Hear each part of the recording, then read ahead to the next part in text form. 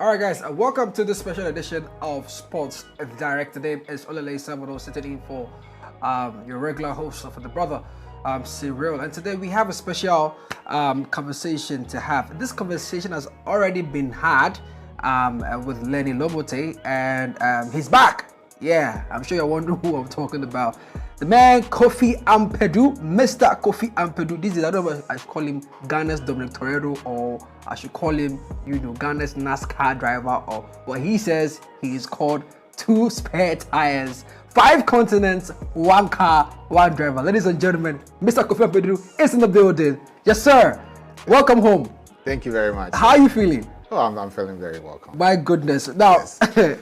I don't know where to start from. Yes. I don't know where to start from. I mean, you were here some time back to tell us about the adventure, and you decided to take your personal, adventure after the historic, trip to the UK, and now you are back. Yes.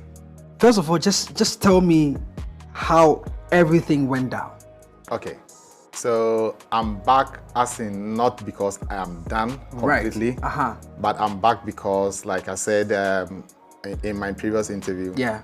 I had to pay attention to Alaska, and then I keep monitoring the weather. The temperature is extremely very cold, but I toured on 32 states, so I touched almost all corners of the United States.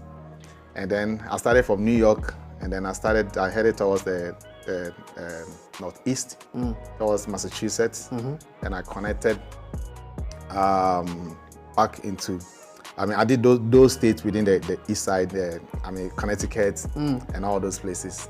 And then I came into Pennsylvania. Pennsylvania goes all the way towards the Lake Erie. Right. And then I continued to Ohio. And then from Ohio, I touched Michigan. That's Detroit. I visited the Motor Museum in Detroit. And then I continued down a bit. I wanted to cross the Lake Michigan. They have one of the fastest high-speed, The Lake Michigan? Yeah, the Lake Michigan. They have one of the fastest ferry that goes very fast. So I wanted to enjoy it, but unfortunately in the winter, they said they had closed down. Wow. And I was just doing this in the winter. So I came down towards Illinois. I mean, for our local viewers, when you say Yes. winter, I mean December. Yes, when the weather is very January, cold. February. Yes, Okay, yes, yeah. yes. And I came down to Illinois, and then I went up towards Wisconsin. So after Wisconsin, then I continued to push up to one of the coldest parts in America. That's Minnesota. So I went to Minneapolis, where George Floyd died. Wow. I went to that very spot. And then from there, I decided to come down. And when I got there, the temperature was minus 13. What? And minus 13 was so uncomfortable to the extent that, in fact, those who are there will tell you that, oh, they've experienced even minus 40 or whatever. Yeah. But for me, my temperature is conditioned to the one we have in Ghana. Sahara weather. Yes, exactly. And then I had to deal with minus 13. So I had water in my car, as adventure, I need to prepare. Yeah. I came back the next morning, even my car wasn't parked and outdoor, it was parked indoor. The next morning I parked my car, I wanted to drink water. All my bottled water has frozen into ice. Ice block. Yes. I said, so how can I drink water? Wow. So, and then my glass was a bit uneasy, difficult to clean. Everything has gotten stuck to the car. So I consulted some of the local guys and said, oh, I need to take my car to where they wash indoors with warm water. Warm water. So they wash it, and then my glass, everything will become a bit visible for me to be able to see well. So I continued touring the city. I did a bit. Then after that, I came down to Chicago, that's Illinois. And from there, then I started touching the mid-section of the United States. Like talking about Nebraska, Iowa, Wyoming. Then I pushed down all the way to Colorado. So from Colorado, and I did a bit of the Rocky Mountains drive, and it was. You have pushed the car. Oh yeah, yes, of course. And then from there, I continued to Utah. which was an amazing city. The Salt Lake City was very, very interesting. They have mountains all around, and they have the lake that is saltier than the sea, you know. So I experienced all this. Then from there, I continued to from Utah. I think I may not be able to remember all these states. Yes, but to cut everything short, 32 states. So, and those the most adventurous states, like place where you can find a lot of those kind of mobile, like those kind of adventure. Like yes, they have this thing they call is it mobile something? In fact, I've forgotten the connection. I'm sure. I'll like those skiing and stuff like that. Yeah. There's one that you use a motorcycle because I ride motorbike, so I wanted to enjoy that. And then you go on the snow, right? And then you ride a bike with something that works on the ice. So I had wanted to do that around those states, but then just that the ice, the snow was not so much heavy for me to enjoy that. For that. So I consulted all the companies that do that, and unfortunately I couldn't do that. So then I continued my journey. From there I went to I came down to Arizona. Then I connected to Nevada, that's Las Vegas. Then I went towards the west coast, towards California. And I came back to, so in fact, it's not just I was driving. I also took part in a lot of activities, like let's say I joined the America's biggest road trip. So it was a 3 days event. It started in California. In fact, you can see it on our screen. Yes. So no, this one was actually the G-Wagon rally. This was a different event. In America? Yes, in America. Was it a one-day trip as well? It was a 3 days event. This one we drove basically off-road almost the whole day for 3 days. Did they know you were coming? Yes, they were aware. They gave me a very nice welcome, and they knew my story. Right. In fact, they posted me on most of their platforms. Wow. And then so they were more interested, and they welcomed me, and they were amazing. It's just that my tires were not really well prepared. You could see that my tires were highway tires. Yeah. You know, they had prepared their tires more off-road. Off-road. So at some point, I had a rock cutting my tire. It just cut it and all the air came out. Whoa. And by the time I realized, they started changing all this team. When I realized they had changed my tire. Wow. Oh yes, I didn't even do it. They wanted you to be a part of the experience. Oh yes, so we were together. Wow. Yes, I had one engineer from Germany, from the G-Wagon factory, who drove my car to check all the lock differentials and all this, if everything was working correct. And then from there, so this was the G-Wagon rally. Yes. But the hot rod and then motor trend events was different. That one too, we started in LA. We drove to Las Vegas because it's a road trip. How many minutes is that? Las Vegas to LA is it should be almost like maybe 500 or 600 kilometers. And then we came to LA, we came to Las Vegas, and then we did a lot of activities. So over there, I did a drag race. I used my car and I competed with another car, and luckily for me, I won. Oh, praise God. I never thought I was going to win because never they carry last. And then from there, we had a lot of activities. People came with so many different cars, like how that they build themselves, the engine. Wow. And then there was drifting, which was a G-Wagon. No. I didn't do drifting. Like drifting with activity with professionals. Right. We had one guy all the way from he came from Europe, and he did so well. He came purposely for the drifting. Wow. And you could see that they are very professionals. So when you say you haven't completed, what is left to do? Okay, so because it looks like you've had a lot of fun with all these activities and side events and all these attractions that have come with your personal bucket list. Yes. So I would say that every corner of the planet has different things to offer. And I can repeat myself. Each pocket of this earth has different things to offer. Whatever you're happy with here in Ghana, there's more. If I'm not in Ghana and I'm in LA, I may want to come and experience what makes you happy.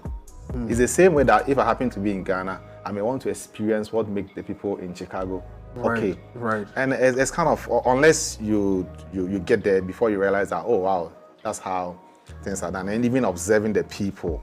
And I went to the NASA Space Center. It was amazing. I met students who had flown all the way from Turkey to go and experience the Kennedy Space Center. Space Center. And it was you drove from Accra to London. Yes. No, I did the European. So you did the European Union. Union. Yes. I mean, so you've had your experience within Europe. Yes. And now you are in America. Yes. What were some of the culture shocks, or experiences you had between these two very known, continents? Yes. So I can say that the Americans are curious. Okay. They will approach you. They will talk to you. If they see you, they will greet you, say hi, and they are more kind of open to experience, and they are different from the European. And I would say that maybe because of the language barrier, because they speak English and a language that in Europe, universal language. When they cut across most of different countries, sometimes I find it difficult. The French, the Spanish, all those things. So it might put someone to just observe but not saying something to you. And then Did you have to face any racist situations? Did you have any form of racism, challenge where because of your skin, maybe you were looking for help or trying to figure a way out, and someone just couldn't, because of how you looked or how you as compared to, the other trips that you went around for? I would say that. Be honest. I would say that it depends on what you expect as in or let's say. I mean, these are all subjective thoughts about what is presented. Whether if to you it has to be perceived as a racist comment or not. Okay. But for me, I'm there to experience and enjoy my travel. So there are so many things I will not read it to that extent. But maybe somebody living there might say that maybe this person is being racist. But in fact, I never experienced anything like that. Everybody was so kind of, and even so, I can say that the Americans are more surprised.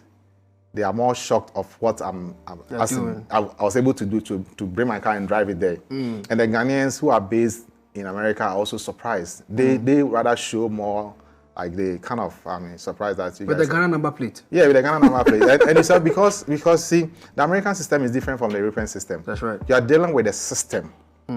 The system doesn't have emotions to even have a feel of that. You came from outside, so let's be considerate. No, it's a system and it's been designed to deal with the people.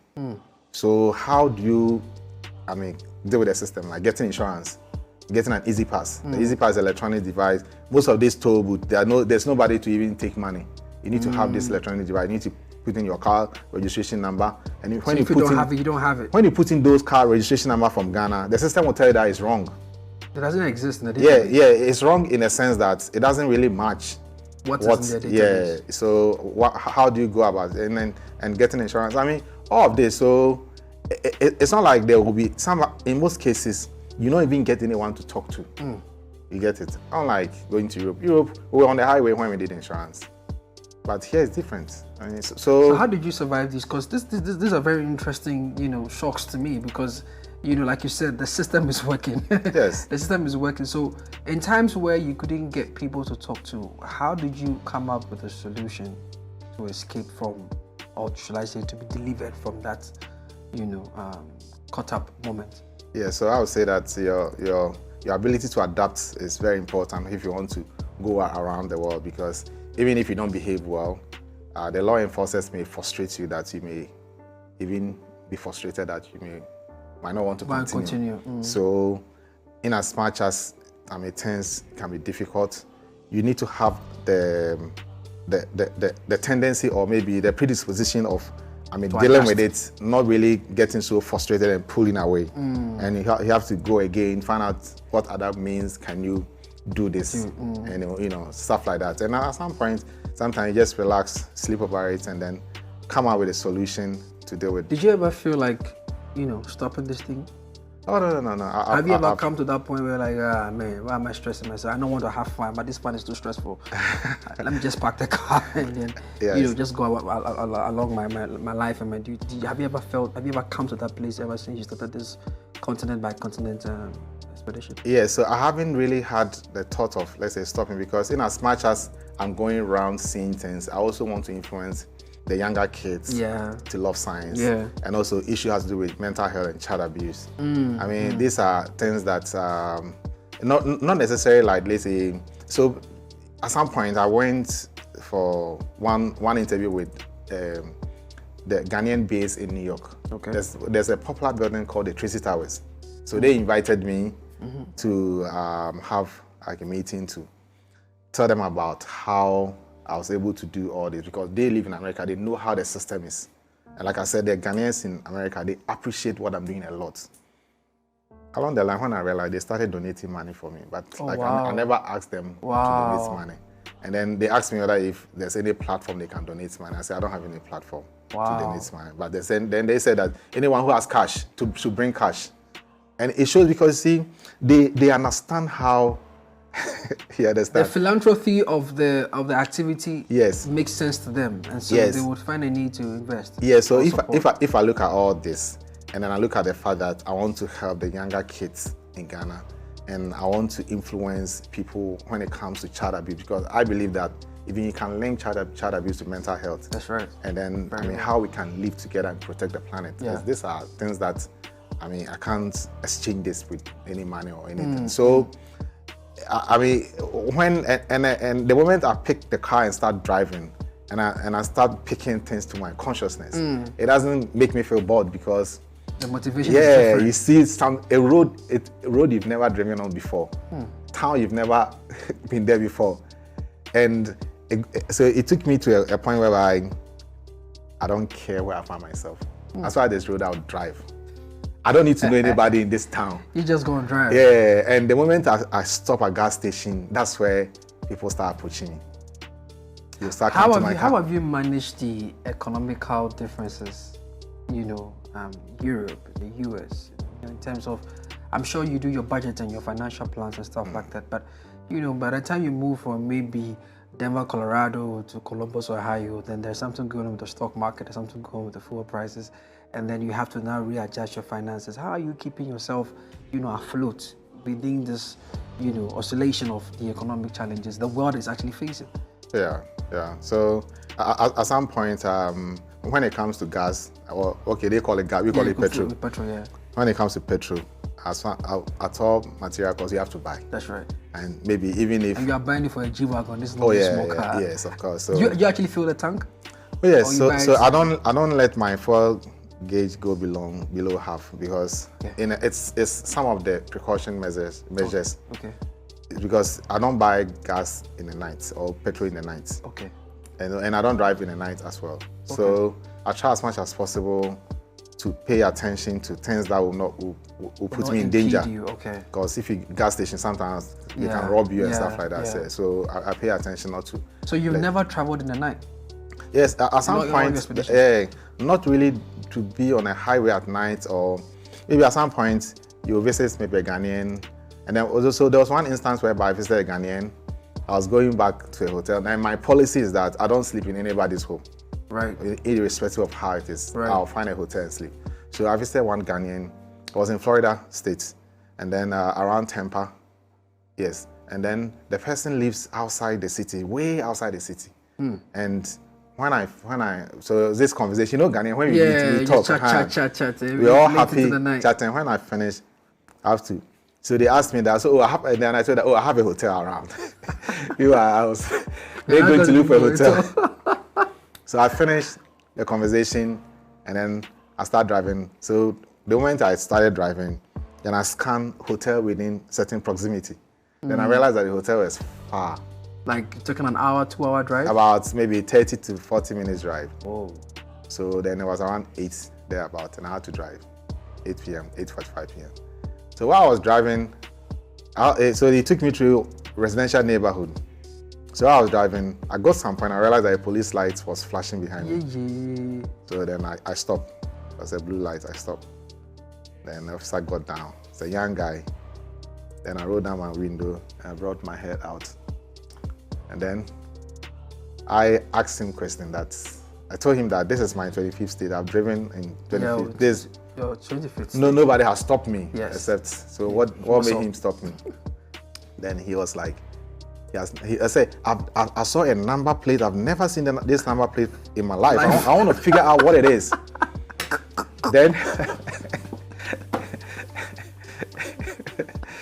You see the number plate, you don't see software Yes, like he said, I've never seen any car registration number like this in my life. I want to figure out what it is.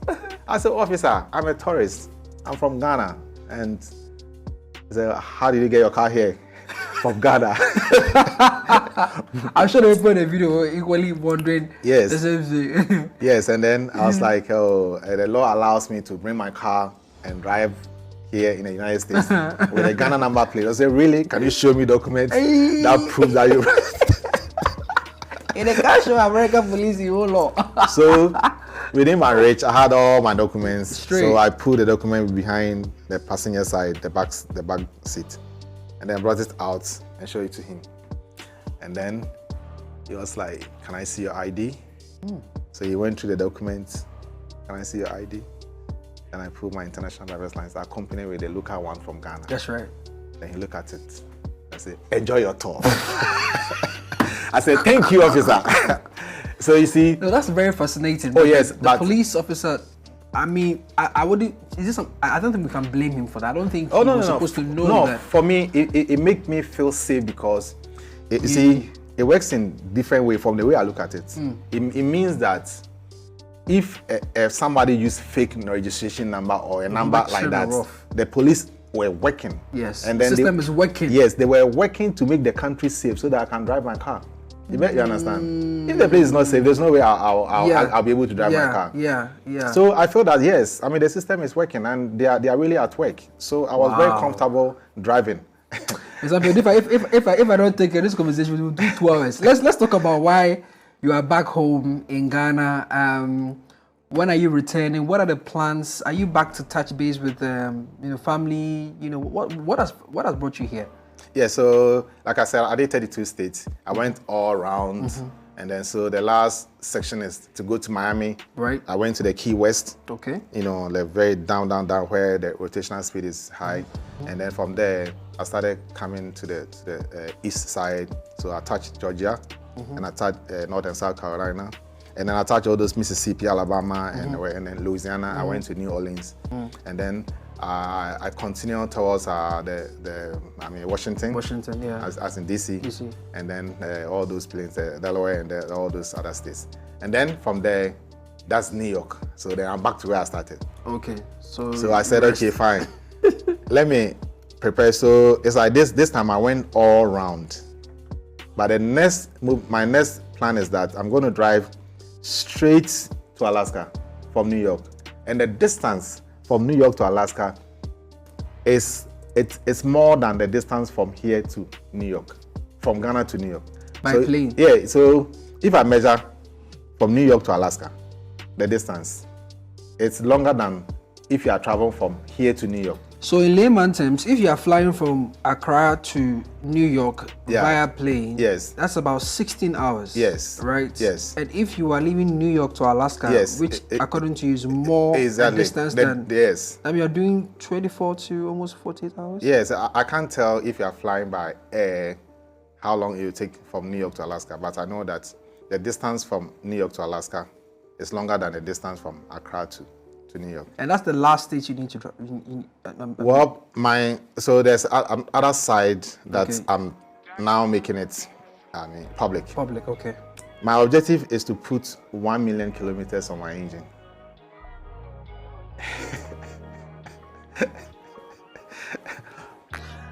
You know, 1 million kilometers. Why? So, I just want to do that.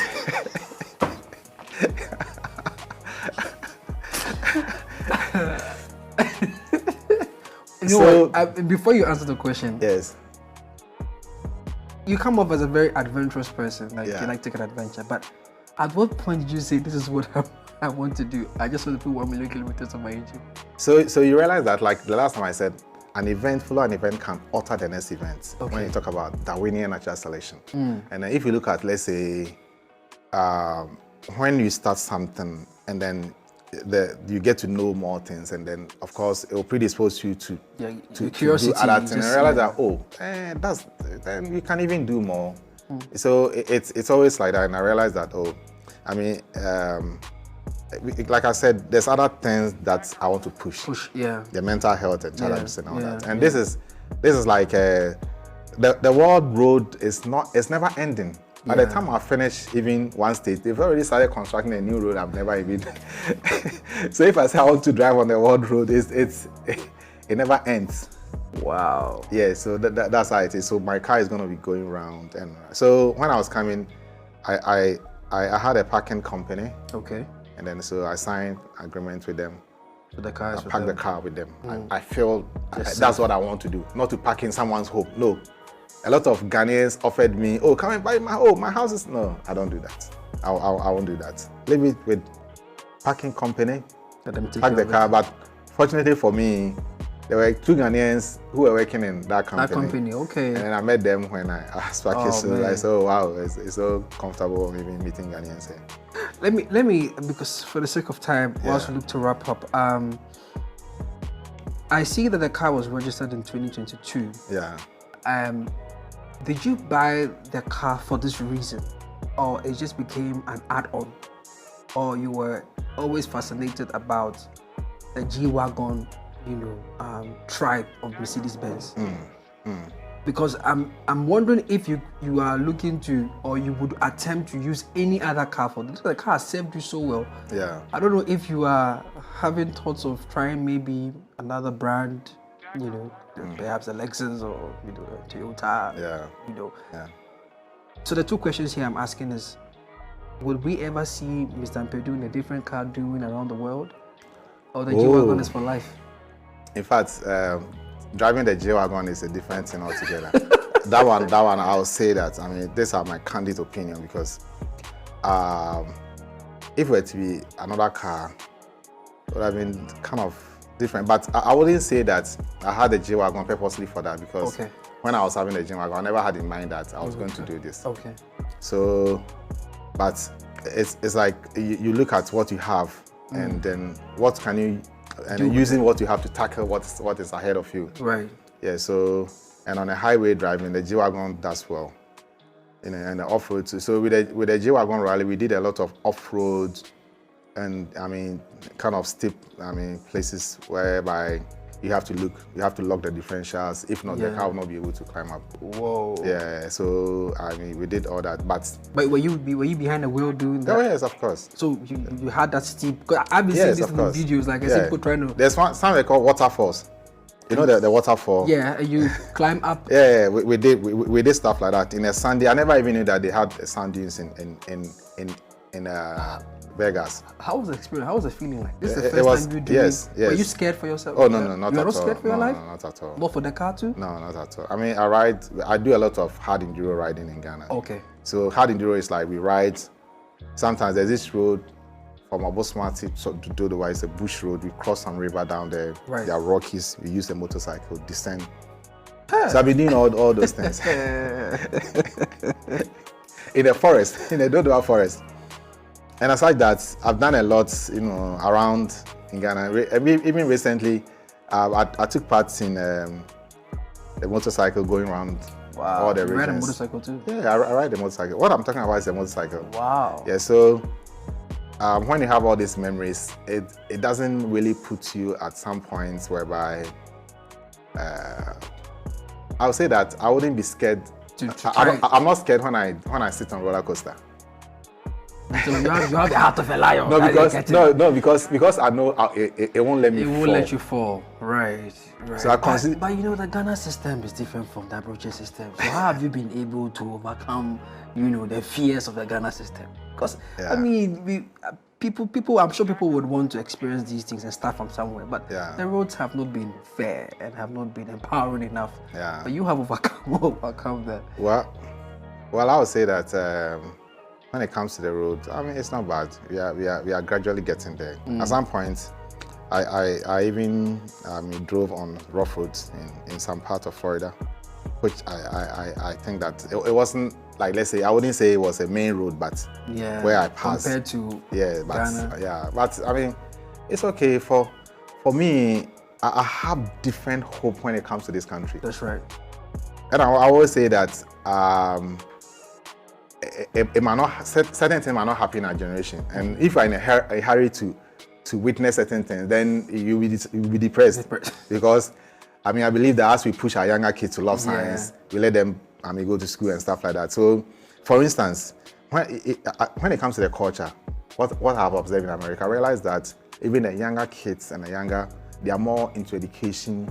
If you look at their social media, their content and stuff like that. Yes. So I always encourage people that, if you are young, don't fixate your mind on certain things like funny stuffs and relationship and those things. Just focus on your books and make sure that you move forward, because that's what I've seen happening over America, there. Yeah, that's why they're always ahead of us. My yes. producer is making noise in my ears. So, final question: would you use any other car model? Would we ever see you use any other car model? Oh, of course, but I have other cars I use. Even of course, but like for this trip that I'm doing, the car that is in motion, my car is in motion now. So you want to finish. And because it's on the world road, that's a G-Wagon. Yeah. Unless maybe, and even if the car breaks down, I'll still fix it. So what if a car company reaches out to us? For example, you've seen what you're doing with the G-Wagon, and we want you to take our Audi, take our BMW, take our Toyota, and continue the rest of the expeditions with it. Oh yes, of course. It doesn't matter. I will look at it, because I'll look at it from the angle that this will come to an end, and then maybe on the next trip, I would consider doing that. But like I said, and also, see, there are certain parameters that set the ball. One of them is that you can't travel with someone's car around the world. It has to be in your own name. So insurance and all those things. Apart from that, the damages. The US, you can't take somebody's car and take it to the US. The register will show it has to be in your name. The car has to have a title and a registration, everything. These are documents they inspected before. And you see, check the car was yours. You can't just ship the car to the US. Even before the car was sent to the US from Europe, it has to. It's like sitting on an airplane towards the US. The airline need to send a name and passengers and your seat number, everything. Car is coming. Yes, for them to approve that, like, everybody on board can come. If not, they can say that no, this passenger is not supposed to be to enter. So so it's always like that. Mr. Ampadu, time will not permit us to get into some more details. I'll enjoy myself. My producer is telling my time is up. Producer, I have to buy cocoa because I needed more. But Mr. Ampadu, where can people follow you and find out more? I know you have some things written on your shirt, so maybe the cameraman can help you. But you can also tell them where they can find you or next stop. So the title of my handle is Two Spare Tires. That's so right. It's Two Spare Tires, as in TWO, and then spare, and then tie, TIR. Yes. So this is I have TikTok, YouTube, Facebook, and Instagram, and then all those places that you can. Day-to-day videos. I have a lot of content. Yes, I noticed. You're always vlogging and telling people what's happening. Yes, in most cases, at some points, the ones that I record with my phone is different from the ones that the GoPro cameras are recording. Okay. I have almost like 12 terabytes of video content. Wow. Some of them are like back sides, side, front side. Are we going to have like a Netflix film or so? I think maybe we should have like a Netflix or something, like, one man taking on the world with the G-Wagon. Yes, Mercedes-Benz, have they called you? Oh, well, you see, my interest is not to really get attention of Mercedes-Benz, because if, let's say, I depend on them, then they don't push me. So what would I do? Would I stop my journey? No. For me, I just want to do what I'm doing, and it doesn't matter. There's one more question I need to ask. Do you think Ghana or Africa as a continent is ready to host a Formula One race tournament, like the world, like the global standard, like seeing the race course that we often watch on TV? Yeah. Do you think our road network is great enough to host a championship like that? Well, I would say that maybe we'll get there, in a sense that, so I actually went to Las Vegas. Okay. We went to the Motor Speedway. Okay. And I went to some of those.